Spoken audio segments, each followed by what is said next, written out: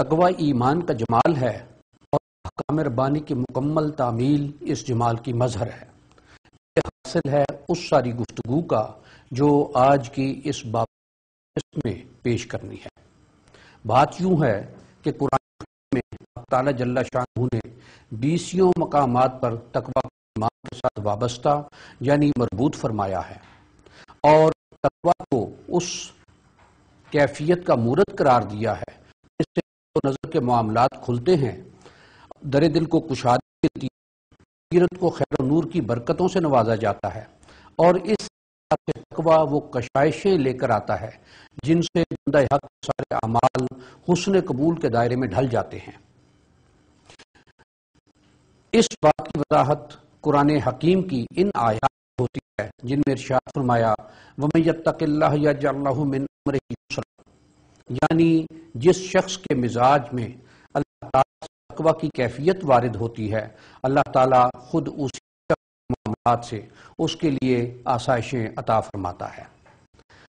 ایک اور آیہ کریمہ میں یوں فرمایا اِذَا مَسَّهُمْ طَاعُونٌ مِنَ الشَّيْطَانِ تَذَكَّرُوا فَإِذَا هُمْ مُبْصِرُونَ، شیطان کی طرف سے کوئی گروہ پر آئے تو وہ ہوش میں رہتے ہیں، اور تقوی کی برکت کیفیت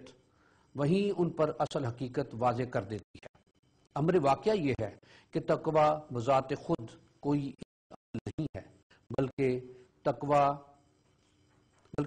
ایک محرک جذبہ ہے جو مزاج کو خیر و برکت والے اعمال کی طرف راغب کرتا ہے اور آمادہ رکھتا ہے۔ ساری نیکیوں کا معمول اور خرابیوں سے کنارہ کشی تقوی کی بدولت عطا ہوتی ہے، اور یہی مفہوم ہے اس حدیث پاک کا جس میں حضور نبی اکرم صلی اللہ علیہ وآلہ وسلم نے ارشاد فرمایا فَإِنَّ التَّقْوَى مَلَاقَ الْحَسَنَاتِ۔ اس حدیث پاک میں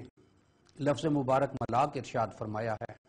یہ حقیقتاً ایسا عظیم اور وسیع المعانی لفظ ہے کہ اس کا مفہوم سمجھا جا سکتا ہے، کسی دوسری زبان کا کوئی لفظ اس کے وسیع معانی و مفہوم کو برداشت کرتا معلوم نہیں ہوتا۔ اس کا مطلب کچھ اس طرح بنے گا کہ تقوی ساری نیکیوں کا جامع ہے،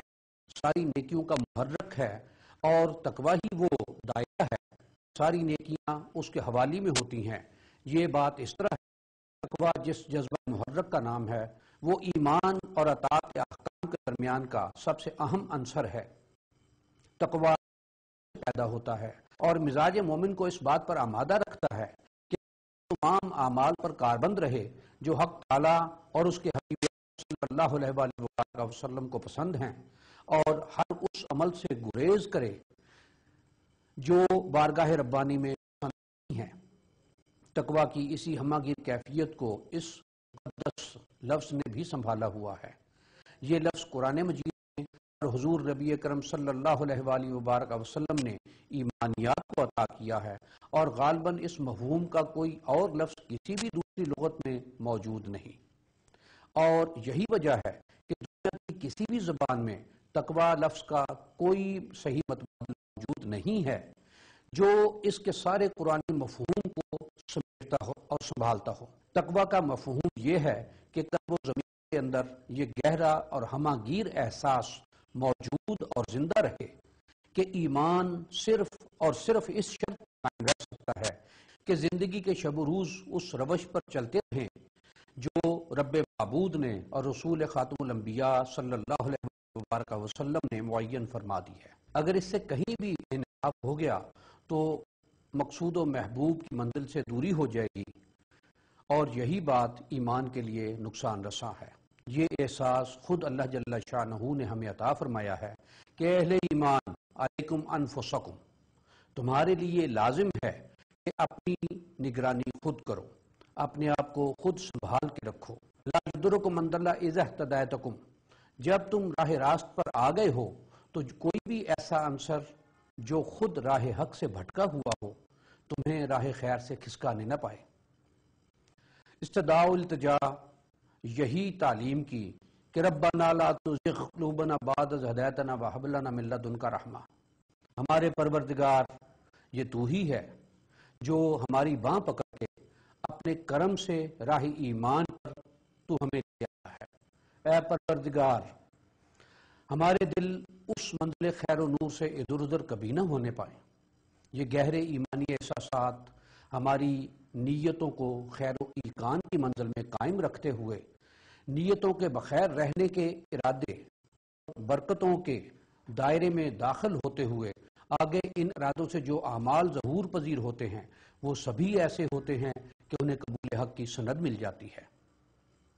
انہی تمام معنی کے پیش نظر تقویٰ کے لفظ کے ترجمے کے لیے کوئی ایسا لفظ معین کرنا ممکن ہی نہیں۔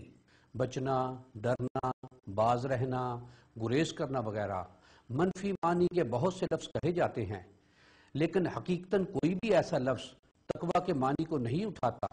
کیونکہ تقویٰ جس جامع کیفیت کا نام ہے وہ منفی نہیں بلکہ مثبت ہے اور خیر و نعمت کے مفہوم کی حامل ہوتی ہے۔ چونکہ احساسات و ادراکات نیتوں اور ارادوں کا مرکز قلب ہے، تقویٰ کے جذبے یا کیفیت کا مرکز قلب ہی ہے۔ یہ حقیقت اس حدیث پاک سے پرفشاں ہوتی ہے جس میں آیا ہے کہ حضور نبی سید الانبیاء خاتم مرسلان صلی اللہ علیہ وآلہ وبارک وسلم نے ارشاد فرمایا التقویٰ ہا ہنا واشار علی قلبہ صلی اللہ علیہ وآلہ وسلم، یعنی حضور اکرم صلی اللہ علیہ وآلہ وسلم نے اپنے قلب مبارک کی جانب اشارہ فرمایا اور ارشاد فرمایا کہ تقویٰ تو یہاں ہے۔ یہ وہ مقام ہے جہاں ایمان و تقویٰ باہم پیوست ہوتے ہیں۔ قرآن حکیم نے کئی مقامات پر ایمان کا مقام قلب ہی کو قرار دیا ہے، جیسے الگ جگہ ارشاد فرمایا کہ تم اپنے ایمان کا ادعا مت کرو، یوں کہو کہ اسلمنا، ہم نے مسلمان ہونے کا اعلان کیا۔ وَلَمَّا يَدْخِلُ الْإِيمَانُ فِي قُلُوبِكُمْ، ایمان اس وقت ہوگا جب یہ تمہارے دلوں میں اپنا گھر بنا چکا ہوگا۔ ایمان کے متصل تقویٰ کے معنی پرفشاں ہوں گے تو یہاں سے احکام ربانی کی تعمیل و اطاعت کی فضا تیار ہوگی۔ ایمان و تقویٰ باہم ہوں گے تو ارشاد ربانی کے مطابق لا مصوبۃ من عند اللہ، لا مصوبۃ من عند اللہ خیر، اس کا ایک پہم اور لا یزال صلہ عطا ہوگا اللہ جل شانہ کے ہاں سے، اور وہ صلہ خیر ہے۔ اس کی عملی صورت یہ ہے کہ ثم اتقوا واحسنوا، ایمان والے تو وہ ہوتے ہیں کہ تقویٰ میں ہوتے ہیں اور اس کا مظہر یہ ہے کہ ان کا ہر عمل بہتر اور مقبول ہوتا ہے۔ اس مرحلے کے لیے ایک ابتدائیہ مرحمت فرمایا کہ یا ایھا الذین آمنوا اتقوا اللہ وابتغوا الیہ الوسیلہ، اے وہ لوگو جو با ایمان ہو، اللہ تعالیٰ کے تقویٰ میں رہو اور اس کی ذات عالی کی جانب وسیلے کی جستجو کرو۔ یبتغون الی ربہم الوسیلہ ایہم اقرب، اپنے پروردگار کی جانب وہ وسیلہ حاصل کرو جو اس کے قریب تر ہے۔ اور واقعہ یہ ہے کہ یہ مقام قرب حق تمام تر عالم تکوین میں ایک ہی ذات والا کو حاصل ہے صلی اللہ علیہ وآلہ وبارک وسلم، کہ فضائے زمان و مقام میں نہ کوئی ان کا مقابل، نہ مماثل، نہ عدیل۔ بات مختصر، فضائے ایمان کی تکمیل کے لیے دو عناصر لازم محض ہیں، ان میں ایک عنصر تقویٰ ہے اور دوسرا وہ جس کو حضور اکرم صلی اللہ علیہ وآلہ وبارک وسلم کی ذات عالی سے ایسی محبت ہو جو ساری محبتوں سے بالاتر ہو۔ تب تک کوئی ایک شخص بھی صاحب ایمان ہوگا ہی نہیں۔ مطلب یہ ہوا کہ ایمان کا قیام دو عناصر سے ہے، تقویٰ اللہ تعالیٰ کا اور محبت رسول اکرم صلی اللہ علیہ وآلہ وبارک وسلم سے۔ اللہ تعالیٰ کا تقویٰ حضور اکرم صلی اللہ علیہ وبارک وسلم کی محبت کاملہ سے قائم و دائم ہوتا ہے، اور حضور صلی اللہ علیہ وآلہ وبارک وسلم کی محبت اللہ تعالیٰ کے تقویٰ کے بدولت ثابت و سیار رہتی ہے۔ یہ وہ منزل محرک ہے جو ایمان اور اعمال صالح کے درمیان ربط و اتصال کی ضمانت بنتی ہے۔ اعمال ایمان کی تدوین اور ایمان کی تمکین و تکوین یہی ہوتی ہے، اور اسی سے حسنات کو مہمیز ملتی ہے۔ ان اعمال کو جو قبول حق کی سند لیتے ہیں، ثم اتقوا واحسنوا کا مفہوم یہی ہے، اور قبول اعمال کا صلہ بارگاہ رحمان و رحیم سے جو ملتا ہے وہ عظیم تر ہے۔ للذین احسنوا الحسنی وزیادہ، جو لوگ اچھے عمل کرتے ہیں انہیں ان کا صلہ تو ملتا ہے، بارگاہ قدوسیت سے انہیں اس سے بھی کہیں زیادہ ملتا ہے۔ من جاء بالحسنۃ فلہ عشر امثالھا، جو کوئی شخص وہ نیکی کرے الحسنہ، یعنی جو واقعی نیکی ہے، تو اسے اس کا 10 گنا ملے گا،